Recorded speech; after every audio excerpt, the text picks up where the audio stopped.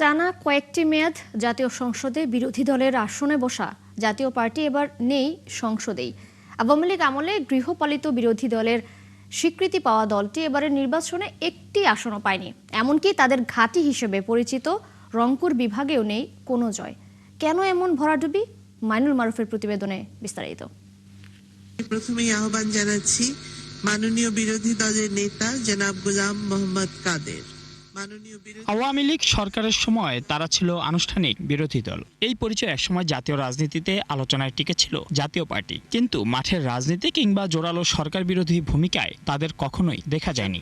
জাতির জনক বঙ্গবন্ধু শেখ মুজিবুর রহমান সাহেবকে পরিসংখ্যান অনুযায়ী ২০০৮ সালে নবম সংসদ নির্বাচনে ২৭টি আসন, ২০১৪ সালে দশম সংসদে ৩৪টি, ২০১৮ সালে একাদশ সংসদে ২২টি, ২০২৪-এ দ্বাদশ সংসদে 11টি আসন পায় জাতীয় পার্টি। এর মধ্যে ২০০৮-এর নির্বাচনের পর বাকিগুলো আমিও ডামি সহ রাতের নির্বাচন হিসেবে বিতর্কিত।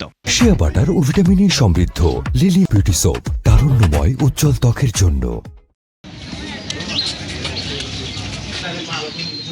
তবে ফ্যাসিবাদী শাসনামল হিসেবে পরিচিত শেখ হাসিনার সরকার পতনের পর এবারের নির্বাচনে দেশের কোনো আসনেই জয় পায়নি দলটি। এমনকি রংপুর বিভাগ, যাকে দীর্ঘদিন জাতীয় পার্টির শক্ত ঘাঁটি বলা হতো, সেখানেও ভরাডুবি হয়েছে দলটির।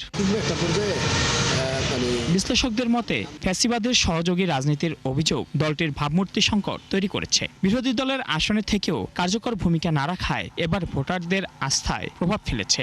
জাতীয় পার্টির এই কর্তৃত্ববাদ, প্রত্যক্ষ এবং পরোক্ষ কর্তৃত্ববাদ, একবার সে নিজে কর্তৃত্ববাদ প্রতিষ্ঠা করেছে, আরেকবার কর্তৃত্ববাদ ফ্যাসিবাদ প্রতিষ্ঠায় সহযোগিতা করেছে। 24 বছরের শাসন, এই 54 বছরে জাতীয় পার্টির কারণে আমরা কিন্তু ভুগেছি। 90 সালে গণঅভ্যুত্থান এবং গণঅভ্যুত্থান পরবর্তী সময়ে কিন্তু সে ক্ষমা পেয়েছে। সে ক্ষমাটা সে মনে রাখে নাই, সে আবার কর্তৃত্ববাদ ফ্যাসিবাদ প্রতিষ্ঠা করেছে। সুতরাং সে কিন্তু যদি জাতীয় পার্টি যদি ক্ষমাটা মনে রাখতো, তাহলে কিন্তু জাতীয় পার্টির এই জিনিসটা হতো না।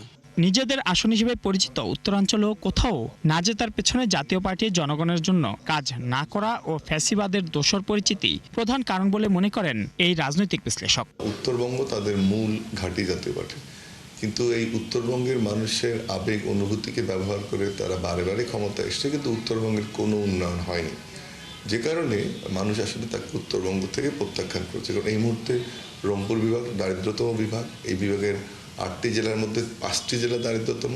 তার মানে আপনি বুঝতেই পাচ্ছেন যে প্রায় 42 বছর এই দলটি উত্তরবঙ্গের কোনো উন্নয়ন করেনি, কিন্তু বারবারই জিতেছে। ত্রয়োদশ জাতীয় সংসদ নির্বাচনে 196টি আসনে লাঙল প্রতীক নিয়ে নির্বাচনে অংশ নেয় জাতীয় পার্টি। মাইনুল মারুফ, ৭১, ঢাকা।